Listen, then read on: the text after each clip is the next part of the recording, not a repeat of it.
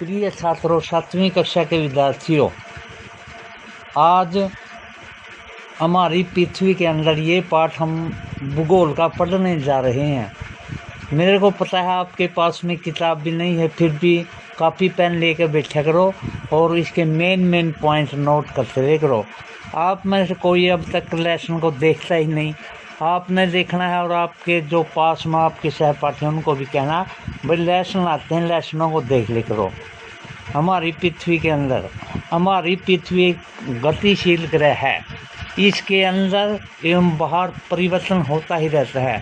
क्या कभी आपने सोचा है कि पृथ्वी के आंतरिक भाग में क्या है? पृथ्वी किन पदार्थों से बनी है? पृथ्वी का आंतरिक भाग, अंदर वाला भाग कैसा है? पृथ्वी एक प्याज की तरह पृथ्वी के ऊपर एक संकेंद्रित परतों से बनी है। 1. पृथ्वी की सतह की सबसे ऊपरी परत को परपटी कहते हैं। पृथ्वी की ऊपरी परत को, सबसे ऊपरी परत को परपटी कहते हैं। यह सबसे पतली परत है। यह महाद्वीपीय सहंती में 35 किलोमीटर एवं समुद्री सतह में 5 किलोमीटर तक है। महाद्वीपीय सहंती मुख्य रूप से सिलिका एवं एल्यूमिना जैसे खनिजों से बनी है, एल्यूमिनियम, इसलिए इसे सियाल भी कहते हैं। महासागर की परपटी मुख्यतः सिलिका एवं मैग्नीशियम की बनी है, इसलिए इसे हम सिलिका तथा मैग्नीशियम कहा जाता है।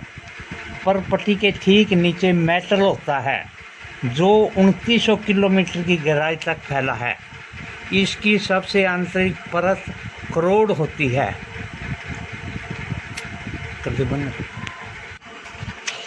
इसकी सबसे आंतरिक परत करोड़ है, जिसकी त्रिज्या लगभग 3500। प्रिय छात्रों, 7वीं कक्षा है मुख्यतः निकल तथा लोहे की बनी होती है तथा इसे निफे भी कहते हैं।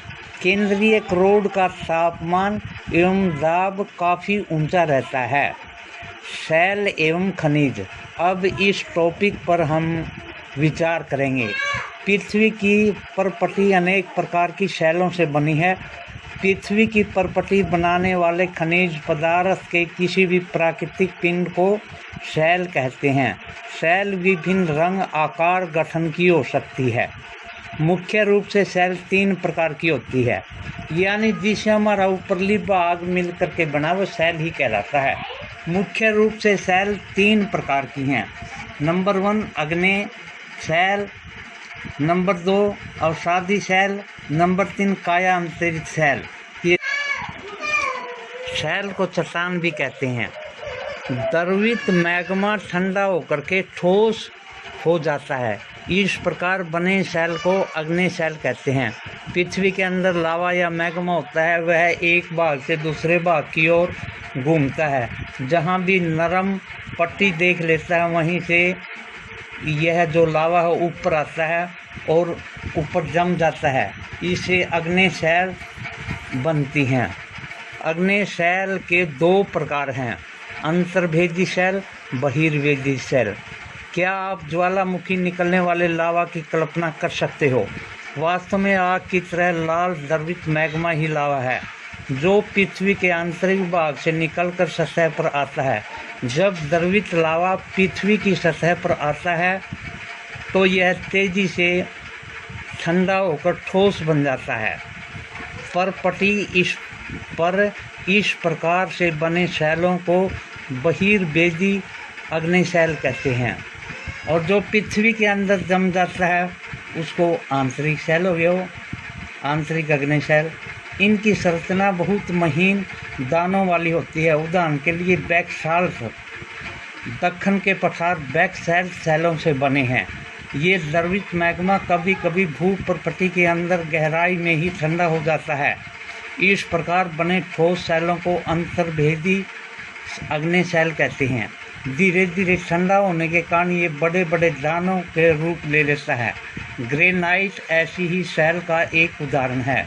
लेई मसालों तथा दोनों का चूर्ण बनाने के लिए जिन अपघर्षण पत्थरों का उपयोग होता है वे ग्रेनाइट के बने होते हैं।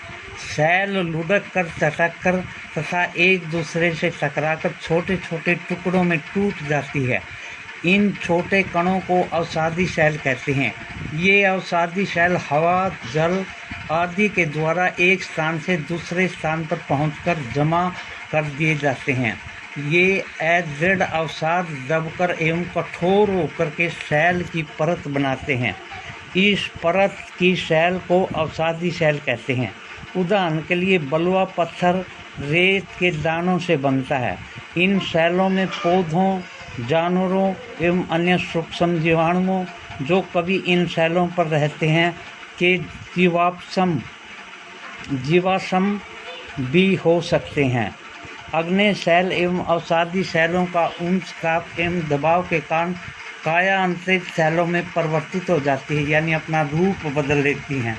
उदाहरण के लिए चिकनी मिट्टी सलेट में तथा चूना पत्थर संगमरमर में परिवर्तित हो जाता है।